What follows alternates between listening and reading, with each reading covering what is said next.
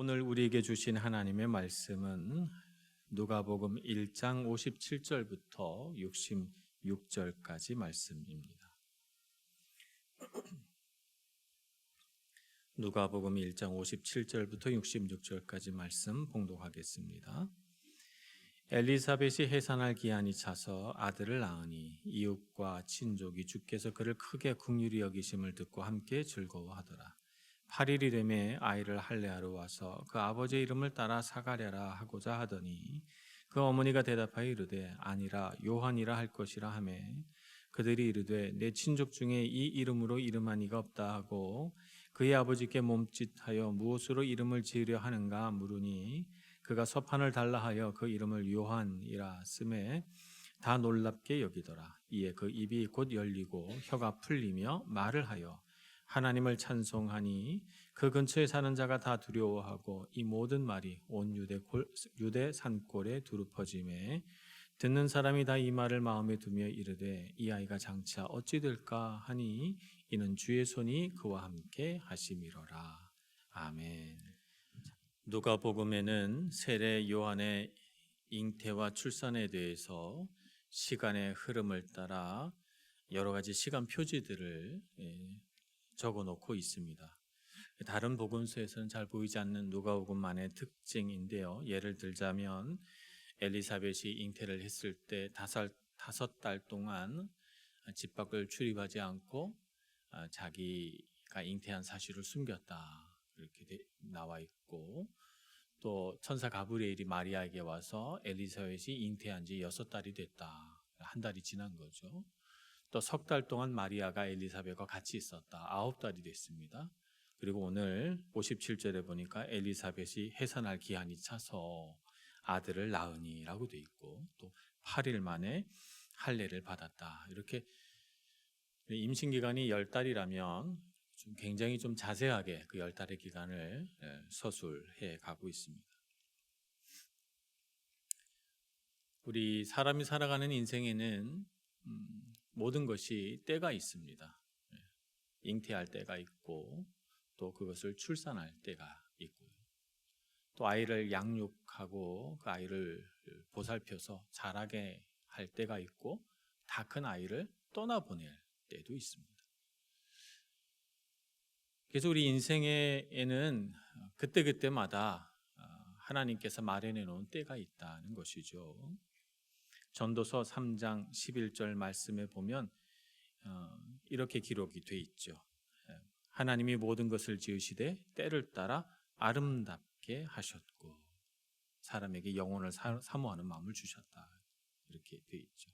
그래서 전도서 3장 11절 말씀이 서술되기 전에 1절부터 10절까지 내용을 보면 만물의 때가 있다는 거예요. 그래서 심을 때가 있고 거둘 때가 있고, 또 날 때가 있고 죽을 때가 있고, 또 웃을 때가 있고 울 때가 있고, 지킬 때가 있고 또 버릴 때가 있고, 닫을 때가 있고 열 때가 있고, 뭐 등등 만물에는 다 그렇게 때가 있다는 것이죠. 때의 중요성을 알고 그 때마다 그때에 가장 적절한 삶을 살아가는 것이 인생의 지혜다, 이렇게 볼 수가 있겠죠. 반대로 살면 안 되겠죠. 남들 씨 뿌리로 나가는데 놔둘고 곡식 배로 나가면 안 되죠. 어리석은 사람이죠. 하나님도 때를 따라 우리에게 약속하시고, 약속의 기한이 차면 약속을 성취하시고 이렇게 합니다. 시간은 하나님 손에 있어요.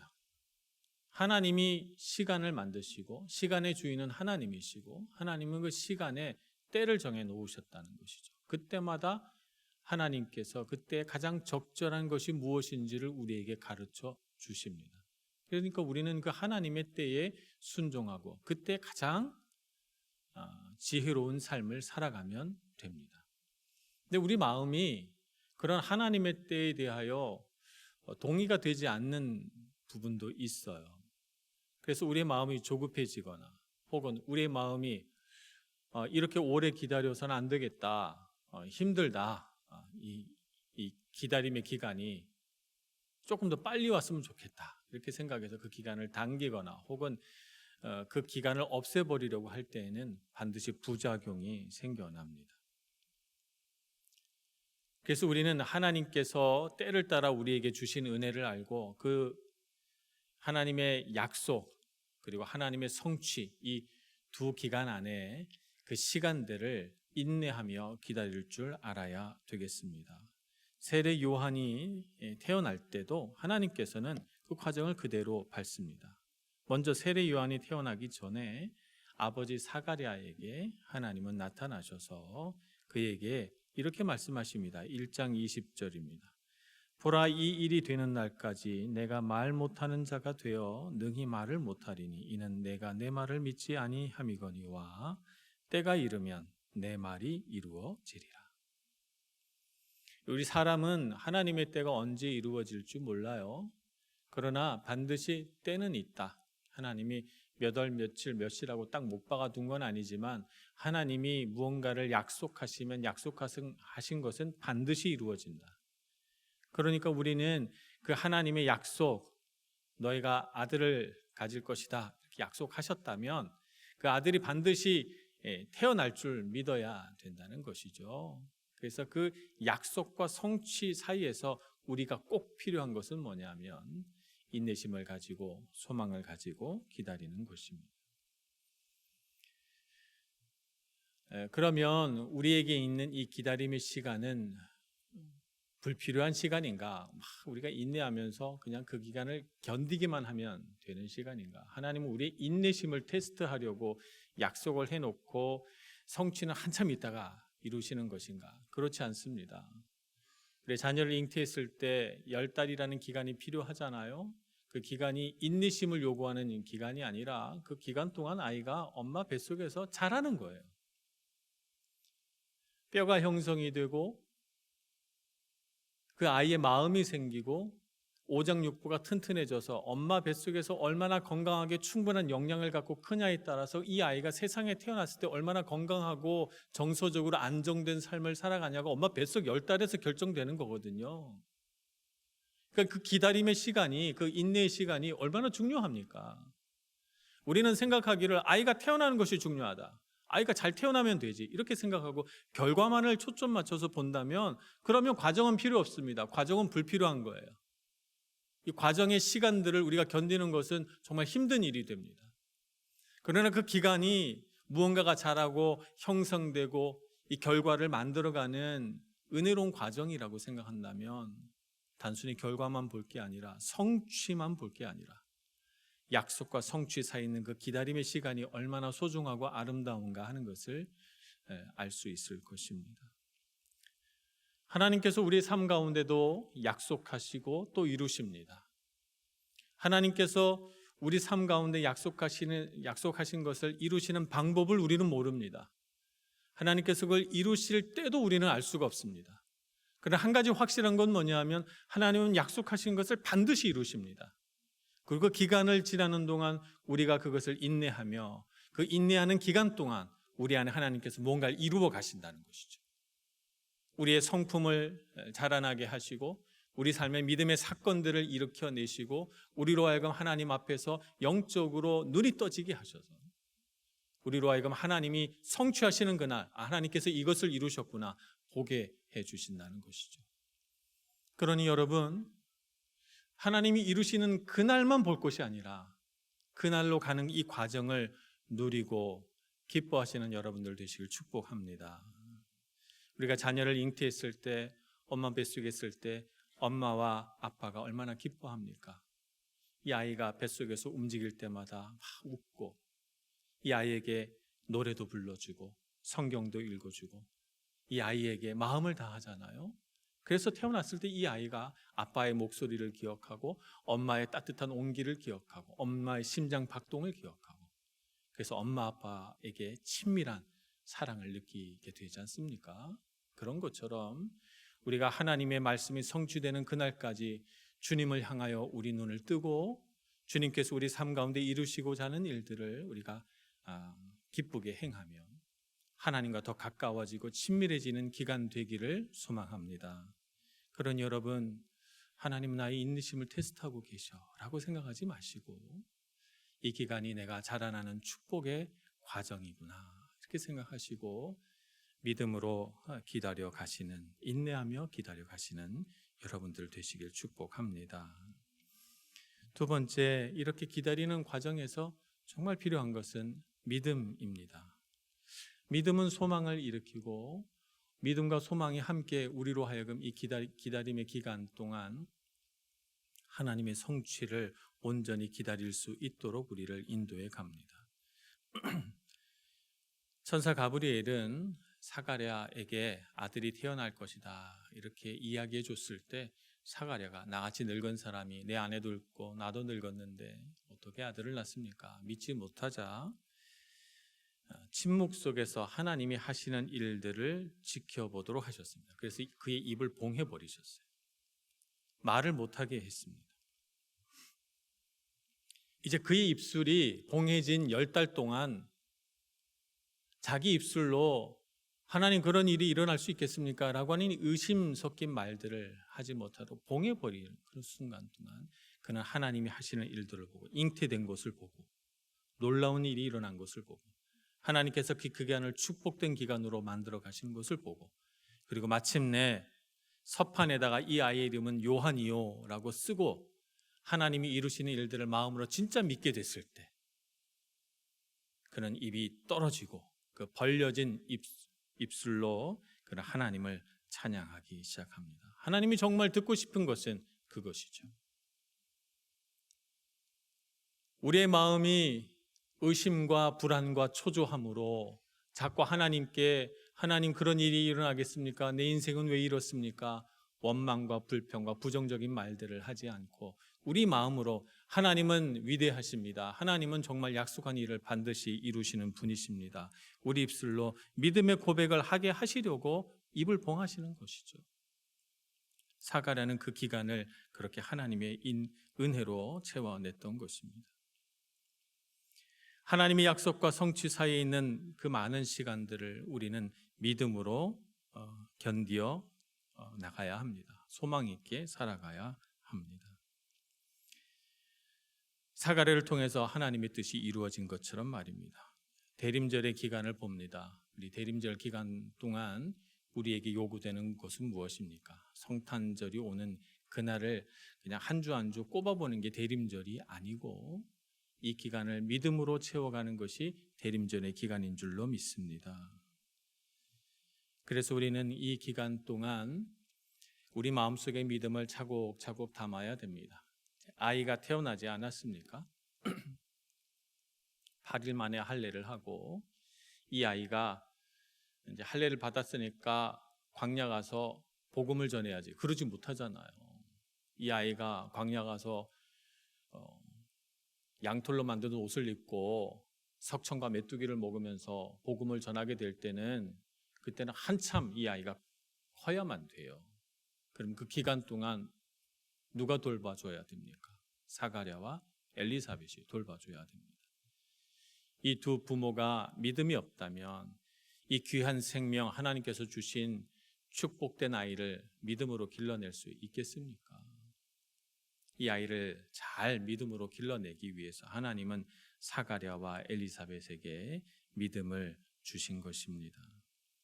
오늘 우리의 삶에 하나님께서 맡기신 일들이 있습니다. 그 하나님께서 맡기신 일들을 성취하시는 그날까지 우리에게 꼭 필요한 것은 무엇입니까? 믿음입니다. 믿음을 가지고 우리 삶을 바라보고 믿음을 가지고 싸워내고 믿음으로 우리의 모든 일들을 행해 나갈 때 하나님께서 우리에게 주신 놀라운 일들이 세례 요한처럼 성장해 가는 거죠. 그래서 성취가 되는 것입니다. 우리 인생을 향한 하나님의 뜻과 계획을 믿으시는 여러분들 되시기를 바랍니다. 반드시 하나님의 뜻은 이루어집니다. 세 번째 우리 함께 생각해 볼 것은 하나님께서는 한 사람을 통해서 일하신다는 것이죠. 그런데 그 한 사람을 통해서 일하실 때 그 입술의 고백을 받기를 원하십니다. 메시아 예언이 성취되는 순간이 임박했습니다. 구약 성경에서 수백 년 동안 예언해온 그 예언의 말씀이 성취되는 순간이잖아요. 하나님의 말씀이 성취되는 순간 막 하늘의 천군 천사가 빵빠레를 울리고 그렇게 했습니까? 천지가 막 진동을 하고 물이 범람하고 그러면서 기이한 일들이 하늘에서 벌어지고 그러면서 메시아가 나타났습니까? 아닙니다. 하나님의 일, 놀라운 하나님의 일이 이제 시작되는데 매우 조용하게 이름 한 제사장 가문의 아들이 태어나게 하고 베들레헴 어느 산골 주막 말구유 위에 위대한 메시아가 탄생되게 했습니다. 아무도 모른 채 말입니다. 하나님의 놀라운 일은 한 사람을 통해서 일어납니다. 작은 한 사람을 선택하셔서 그 사람이 일으켜내는 역사, 그 사람이 마음에 품은 감동, 그 사람이 하나님 앞에서 믿음으로 행한 그 행위로 인하여 이 세상을 변화시켜 가는 것이죠.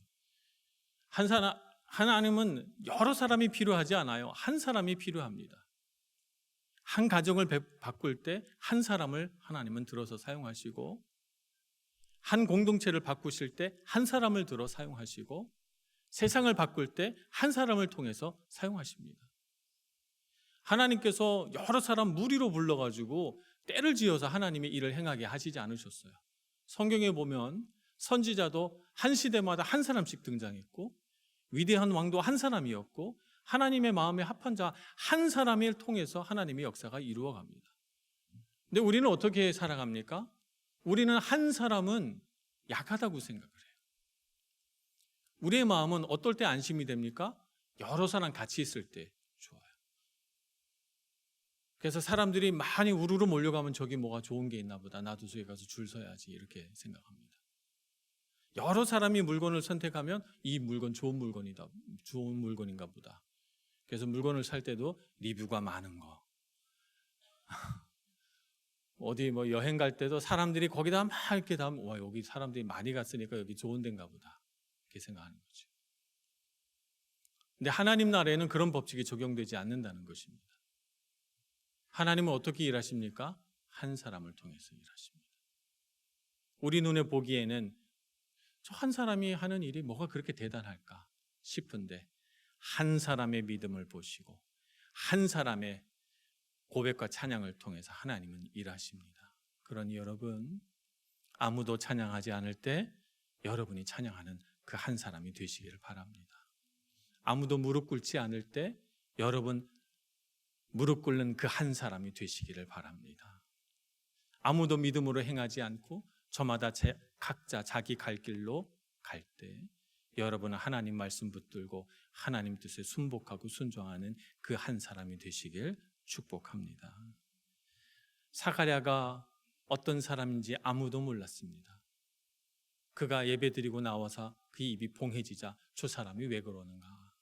일생에 한 번밖에 없는 제사장으로 역할을 하고 나오더니 저 사람이 꿀먹은 벙어리가 됐네. 사람들이 이상하게 생각했는데 그가 서판에 요한이라는 이름을 쓰고, 요한이라는 이름은 여호와는 자비하시다 이런 뜻입니다. 요한이라는 이름을 쓰고 그의 입이 떨어져서 그가 하나님을 찬양할 때 사람들은 깜짝 놀랍니다. 이 아이를 통해서 하나님께서 위대한 일을 하신다고 그의 입술을 통해 예언하도록 시키셨기 때문입니다. 76절, 77절을 보겠습니다. 이 아이여, 내가 지극히 높으신 이의 선지자라 일컬음을 받고 주 앞에 앞서가서 그 길을 준비하여 주의 백성에게 그 죄사함으로 말미암는 구원을 알게 하리니. 이 아이를 향하여 하나님의 뜻을 선포하기 시작합니다. 하나님의 놀라우신 은혜가 이 사가랴의 마음에 충만합니다. 오늘 이 시대는 어떤 사람을 필요로 합니까? 하나님의 마음에 감동된 사람, 사가랴처럼 그 입술로 하나님을 찬양하고 고백하는 한 사람이 필요한 시대입니다. 왜냐하면 여기를 가도 정말 우리의 마음을 기쁘게 하는 그 한 사람이 보이지 않고 저기에 가도 우리를 위로해 줄 수 있는 그 한 사람이 보이지 않기 때문에 우리는 사람 때문에 상처받고 살아요. 정말 내가 저런 사람이면 믿을 수 있겠다 싶은 그 한 사람을 바라고 살잖아요. 오늘날 교회에 찾아오는 많은 사람들이 무엇을 보고 옵니까? 하나님 보고 오죠. 하나님 보고 오지만 하나님은 눈에 보이지 않으니까 교회 가면 내가 세상에서 보지 못한 좋은 사람, 믿음 있는 사람, 신앙 깊은 사람, 은혜로운 사람이 있겠지 생각하고 오는 거예요. 근데 교회 와서도 마저 세상과 똑같은 말들, 세상에서 하는 그런 음담패설과 세상에 속된 이야기들이 교회 안에서 선포되고 이야기해진다면 누가 교회에 오겠습니까? 그걸 기대하고 누가 세상에서 교회로 찾아오겠습니까? 교회는 어떤 사람이 필요합니까? 은혜로운 고백이 있고 아름다운 찬양이 있고 믿음 있는 사람들의 헌신된 섬김이 있는 곳, 그래서 사람 때문에 감동받고 싶어서 오는 거거든요. 여러분, 우리 교회가 그런 한 사람 한 사람이 모인 교회가 되기를 소망합니다. 그런 한 사람의 역사를 여러분의 삶 가운데 일으켜 가시길 바랍니다. 여러분 한 사람 때문에 가정이 변하고, 여러분 한 사람 때문에 여러분이 몸담고 있는 직장과 사업체가 변하고, 여러분 한 사람 때문에 우리 교회가 교회다워지는 것입니다. 사가랴와 같은 사람, 엘리사벳과 같은 사람을 이 시대는 필요로 합니다. 그러니 주님 앞에 무릎 꿇읍시다. 나는 비록 작은 한 사람이고, 나는 나를 볼 때 너무나도 약하고 부족하나 하나님이 택하시고 역사하시면 나를 통해서 하나님의 역사가 일어날 줄 믿습니다. 믿음으로 고백하는 여러분들 되시기를 바랍니다. 주님을 신뢰함으로 고백하고 주님을 신뢰함으로 찬양해서 이 시대가 꼭 필요한 그 한 사람으로 쓰임 받으시는 여러분 모두가 되시길 축복합니다. 기도하겠습니다. 자비하신 하나님, 우리가 무엇이길래 이토록 사랑해 주시며 우리에게 하나님의 능력과 은혜를 부으셔서 오늘 이 자리에 있게 하시는지요. 우리에게 하나님의 크신 역사와 뜻을 품으셨으니 나는 할 수 없으나 주님은 하실 수 있고, 나는 부족하나 주님은 완전하시오니 주님의 뜻이 우리의 삶 가운데 이루어지게 해 주옵소서. 내 안에 모든 부정직하고 불의한 것들은 다 십자가 아래 사라지게 해주시고, 주님의 거룩하신 능력, 은혜로운 말씀은 내 삶 가운데 살아서 하나님의 영광을 드러내는 인생 되게 해 주옵소서. 예수님의 이름으로 기도합니다. 아멘.